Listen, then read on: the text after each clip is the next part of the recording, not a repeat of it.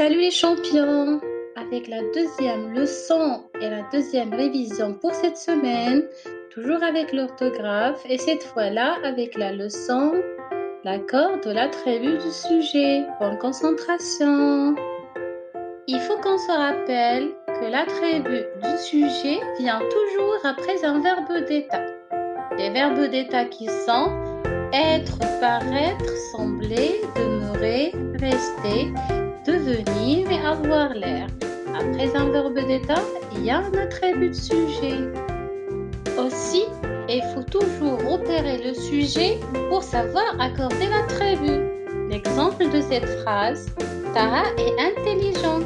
Tara, c'est le sujet bien sûr, et c'est le verbe être qui est un verbe d'état. Intelligent, c'est l'attribut de sujet. De même pour cet exemple, nous restons calmes. Nous, c'est le sujet bien sûr qui fait l'action. Restant, c'est le verbe rester qui est un verbe d'état. Calme, c'est l'attribut. Qui est-ce qui est calme? C'est nous. Nous égale calme. Et n'oublions surtout pas que l'attribut du sujet s'accorde en genre et en nombre avec le sujet quand c'est un adjectif. Comme dans ces exemples, Tara est intelligent. Tara, masculin, singulier.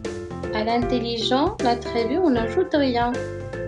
Tara et Lina sont intelligents, masculin, pluriel. On a ajouté un S.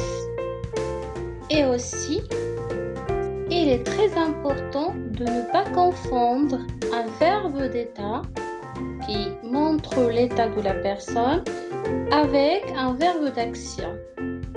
Après un verbe d'état, on trouve toujours un attribut du sujet. Ce qui est montré par l'exemple suivant. Lina semble gentille. Lina est un sujet bien sûr. Sembler, c'est le verbe d'état. Et qu'est-ce qu'on trouve après un verbe d'état? Oui, on trouve gentil, l'attribut du sujet qui est Lina. Comme les verbes suivants, manger et laver, ce sont des verbes d'action. Manger, on fait bouger la main et la bouche. Laver, on fait bouger des parties de corps, ce sont des actions. Et après un verbe d'action, on trouve toujours un complément du verbe. Comme nous le montrent ces phrases, il mange du poulet, il lave son corps.